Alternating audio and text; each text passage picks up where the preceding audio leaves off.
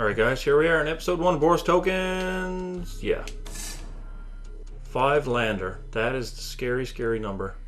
But we got Pyromancer into Raise the Alarm on the draw, unfortunately. Hard to turn that down.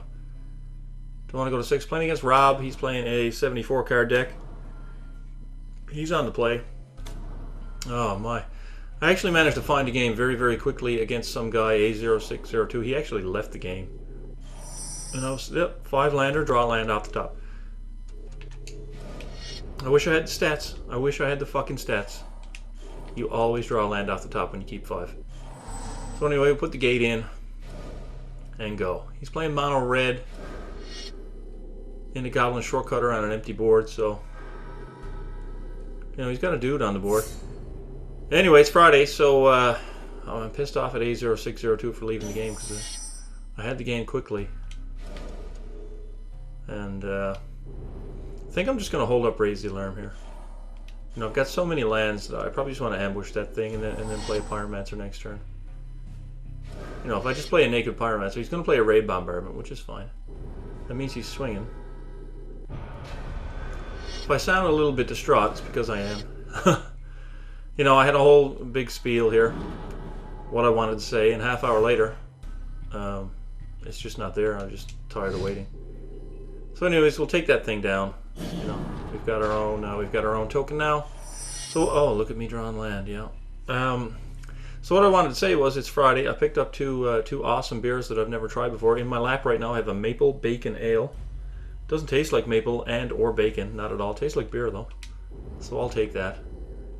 I also have some kind of chocolate stout that I'm gonna sample later on. So here now we'll get in for 1. I mean, playing mono red. He's going to be able to kill this thing. I don't have the protection for it, so but I don't have any triggers for it either. But I can't just sit here and do nothing. So I'm just going to make the tokens. You know, I'll play the Pyromancer later on. I'll just make the tokens. He's only got 3 cards in his hand: a Raid Bombardment and an empty board. 4 lands. He's going to tap out for a Battle Driver probably. Yeah, that's what it. Oh my goodness. Yeah, he's going to tap out for a Battle Driver, but he's down to 1. So there's a Phantom General. Well, that was well timed. Question is, do I just play it now, swing and sacrifice 1 to get in for 4, or do I play a Pyromancer and hold off? He's only got 1 card in his hand, but I've got no action, absolutely no action. So I think I'll play a Phantom General. I won't even attack. I'm just gonna hold up the potential for a double block, and I'm not going to sacrifice a dude just yet because my hand, it just doesn't have anything going on. There's nothing in there. So on 2 cards, can you kill my general? You know, Bolt of Keranos, Resounding Thunder would do the job. Banefire does it. There's Resounding Thunder. Yeah, I imagine the general's getting taken down. I'll still triple block since he's out of cards. If he decides to attack. Which he shouldn't, I don't think. No, he doesn't.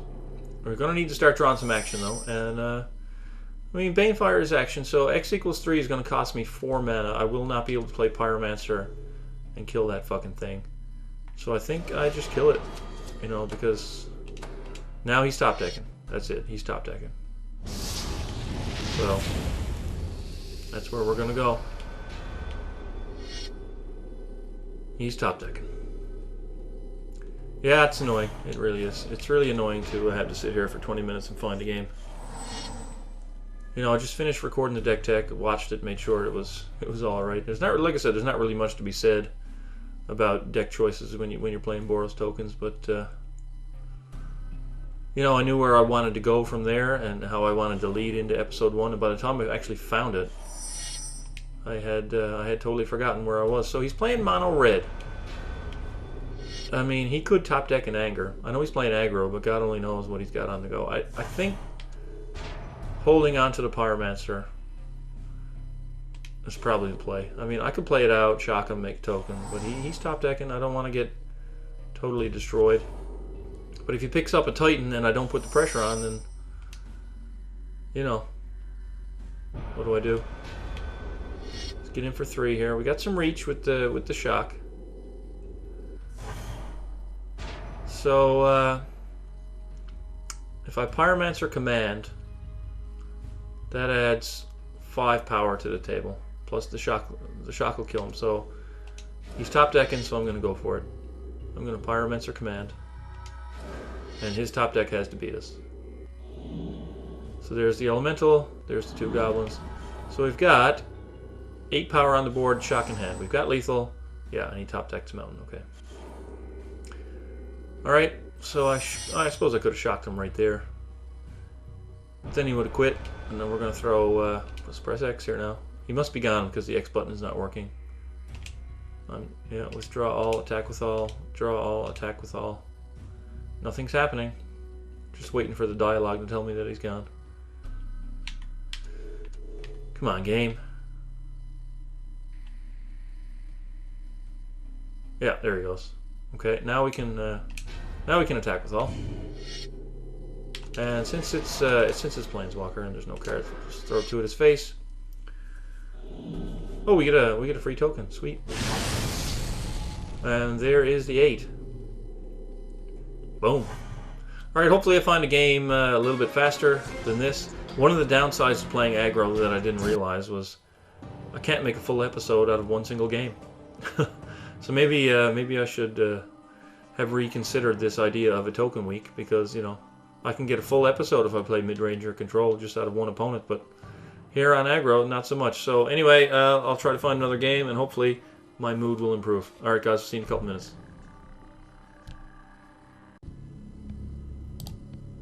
Alright, now episode 2. Found an opponent really quickly, Papa Carlo, but we're looking at a 5-lander with just 1 creature. Definitely going to take a free mull here. Now we're looking at Pyromancer into Rabblemaster. We do have Triplicate Spirits 4-land. Let's keep. So yeah, Papa Carlo is playing 70. He's on the play. You know what? I was thinking, like, when is the last time I've been on the fucking play? I think with Green Stompy I was on the draw all the fucking time. And, Jesus, man, it feels like I'm always on the draw lately. He's played a Savage Lands, and now he's gone into Plains, so he's playing 4 colors. We see everyone except blue so far. So, I don't want to tap out for Pyromancer, because it's unprotected. So I think what we'll do is raise the alarm at the end of the turn, and then probably go Pyromancer with protection up, and then go Rabblemaster. But we'll see what our opponent does. Since he's playing 4 colors, most likely to be a control deck. And he's on 3 mana. Probably going to pass, or Cultivate. Those are my 2 options here. No, he's just going to pass. We'll flick a couple of dudes on the table. Again, we've got the Gods Willing in hand, so I really don't want to just jam Rabblemaster here. I want to just stay on the protection plan. So we're going to play the Plains. Actually, we're going to attack first. But we're going to play a 3rd land, and then drop Pyromancer, then a 4th, drop Rabblemaster, and always keep up Gods Willing. So we'll get in for 2 here. Play the Plains. Let's play a Pyromancer, make sure we leave out the gate. And there we go. See what Papa Carlo got up his sleeve. He's got his 4th land, though. It is tapped. Still no sign of any blue mana. I'm not going to blow a God's Willing here just for a token. But I am going to play the Rabblemaster pre-combat just so we get a token. And start attacking him like that. Doesn't have 2 red sources yet, so anger is not a thing we need to be completely worried about. Plus, we can give Pro Red with God's Willing to save 1 creature. So we'll get in for a bunch here. If he ambushes us, he's going to save passage. Okay. Yeah, if he were to ambush us, we could God's Willing a Pyromancer Pro White just to save it from a Raise the Alarm token as a last resort. You know, it's nice to have that protection up. But we're not going to get in for any damage. So I'm really afraid of Planar Cleansing right now. He's got 2 white sources, but he seems like he's going to be on the cleansing plan. I think I'm probably just not going to play to the board. He's going to play a Scavenger Drake. Okay. Well, now we're just coming out of left field here. It's a 4-mana 1/1 flyer, and when a creature dies, he gets a +1/+1 counter on it.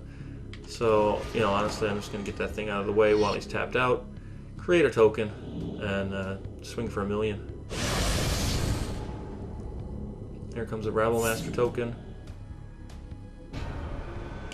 And that's a lot. I'm not going to bother with the math.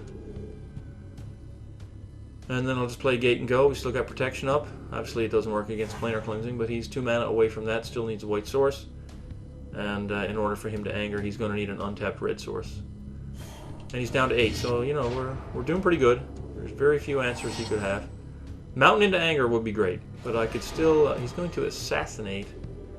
I mean, that's his whole turn. But do I need the God's Willing here? He's on 8. We have 1, 2, 3, 4, 5, 6. We have 7. So I probably just let it happen. You know, because he could have a shock in response or something like that. I don't know. But I don't think burning the God's Willing there is the thing to do. Right now we get in for 7, take him to 1. I mean, if, you know, if he doesn't have any, he's only got 1 mana. I should have God's Willing there. No, I'm just giving him a chance here now. But he's down to 1. You know, like I said, it's pretty hard to lose with this deck. I'm just going to sandbag lands. Don't need him. Don't need to cast triplicates. We don't need to do anything. You know, he needs to do something. So let's see what he can do on 1 life with 4 mana. If he doesn't go Mountain Anger, you pretty much can't win. And there's no mountain. But, you know, he is playing Safe Passage. So, he could have spot removal. But, you know, I'm just going to attack with everything. If he fogs us, that's fine. No? No fog? Just going to die? Yeah, that's Boros tokens for you. Also, that's Safe Passage Scavenger Drake for you. I mean, I'm sorry. But, you know, there's a hell of a lot of bad decks could beat Scavenger Drake and Safe Passage. But when you're up against Boros tokens, pretty tough to win. You know, I don't know what the rest of his deck looked like. You know, 70 cards of it and all that. But there's another one. Another quick one. Yeah, I really should have rethought this whole aggro thing. Trying to find multiple opponents. So, I mean, from now on, my own salt at not being able to find an opponent is on me, because I made it such that I need to find 3 to make a decent-sized episode. So, anyways, off to the lobbies. See if we can find another one. It's Friday. I got time. See you in a few seconds. Alright, we found 3 games in one night. We're on the play. We got good mana. We got Raise the Alarm, Triplicate Spirit, Shock. I'm going to go buy a lottery ticket after this.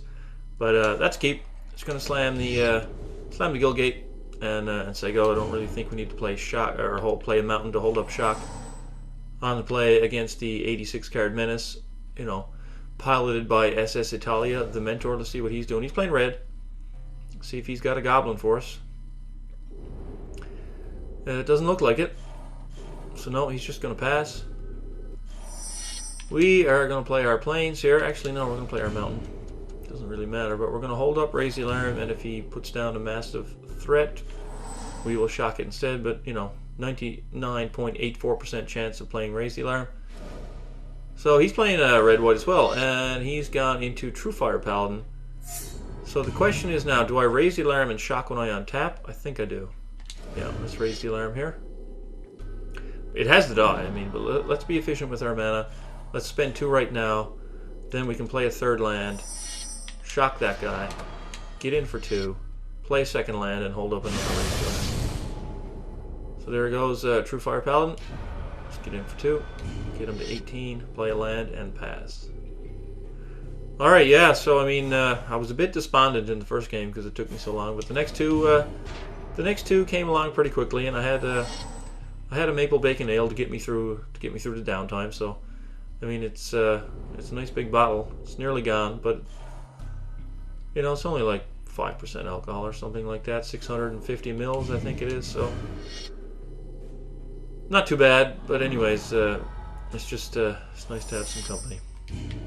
So I could Triplicate Spirits here, but he's playing red. He's got double red. I mean, swinging for 4 is pretty huge. If he wants to Raise the Alarm on his own and trade, I'm cool.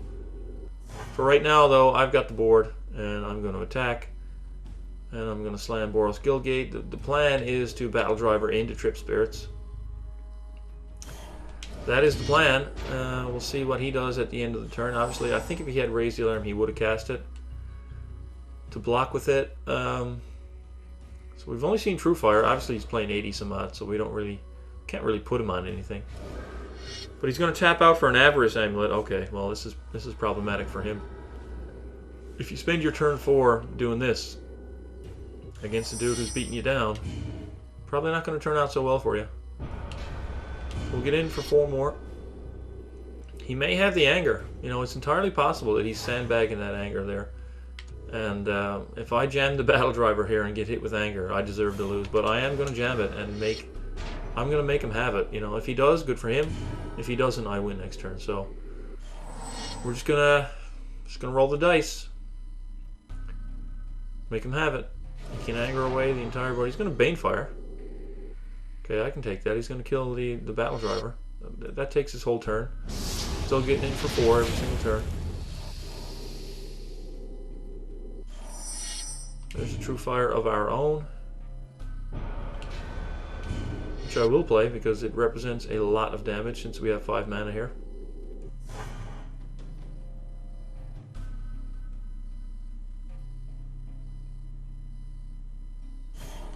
And the Banefire in the last turn suggests that if he's going to play Anger, then it's going to be a top deck. So let's see if we get top decked. Is he going to blow us up? Or is he going to play Avarice Amulet number 2? Play 5 mana. Could be a Baneslayer. That'd be shitty. I'm not going to lie. Baneslayer would be shitty. And the 80-odd card decks, they have a habit of doing that. Yeah, they have a habit of being able to do that. So, well, that fucking sucks. Let's see what we pick up. Young Pyromancer. Well, now we just got to go wide. Now we just got to put a Pyromancer into play. Now we got to get Trip Spirits on the go. So what if I tap everybody? Yeah, and then I'll create 3 creatures, and then I can cast another Triplicate Spirits and get another token. So let's yeah, let's just go fucking nuts here.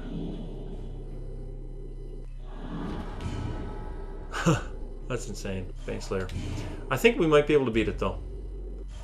We do have a lot of power on the board, so we may be able to just go face first into it. You know, he does have Vigilance though when he equips that Avarice Amulet, so he's going to gain 7 and then gain 7 more. So he's going to be on 20. Which is pretty shitty. He's going to gain 7 per turn. This is where the Banefire choice over something like Trumpet Blast, you know, comes into effect. If I had a Trumpet Blast, I could probably kill him. But Banefire won't take care of the Angel. You know? Did I have a Banefire yet this game? No, I haven't. But if I pick it up, then he's going to Infernal Fist. Oh, Jesus, he's got 9 Vigilant lifelinking power now. No, he's not going to attach it? He should. Yeah, absolutely. He's going to gain 9, and then I'm going to swing into him with everything that I have. He's going to gain 9 more. Plus his 6, so he's on 24 life right now. And I'm on a very, very short clock. I'm not going to chump, though. You know, I need every ounce of damage that I can get coming through on the other side. So, here he comes, yeah. Turn 4 Avarice Amulet, but then the Baneslayer into Infernal Fist, into gain 9. Into Vigilance, so I can gain another 9 on the backswing. I am going to play my 6th land here, because if he leaves the True Fire Paladin unblocked, I'm not even going to do the math. I'm just going to swing. I mean, it's pointless. You know, I basically lost the game, or I've won the game. Let's see how he blocks. You know, if he blocks the True Fire, I can power it up to 6 power, and then give it first strike with all the mana that I have. He doesn't, I can just bump it up to 8 power, so let's see if it's enough to kill him. He's going to gain 9, which is ridiculous. So he's going to do that, and we're going to activate this ability 3 times. And see if that's enough to kill him. Like I said, I'm not even going to do the math, I'm going to wait for the screen. If this doesn't do it, then he gets to swing at us for 9 again, and gain 9 more, so. See, he goes up to 24, Pyromancer is gone. We definitely don't have 24. No, he's down to 4. But he gets to hit us for 9. He's watching damage effects. Yeah, but that's the power of a single Baneslayer sometimes, you know. It can happen. I can still beat it. If he doesn't kill me this turn, it's possible. No, he's going to gain 18, you know, on every turn cycle. He gets to attack for 9, gain it, and then when I swing. So here's where something like Goblin Shortcutter would really be handy. Or even just a fucking Banisher Priest or something like that. But, you know, Kudos to him for getting a Vigilant Baneslayer Angel. I don't think I can beat him.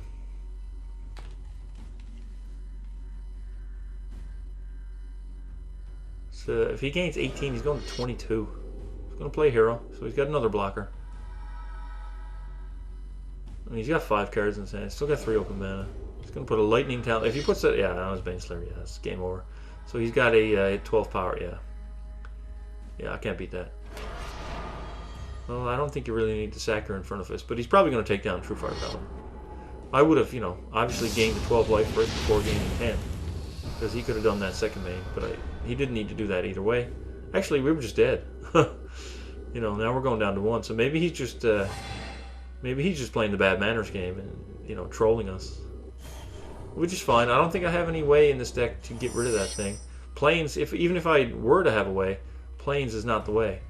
So, you know, an ignominious end to the episode, but that is the power of a Vigilant Baneslayer Angel with auras on it.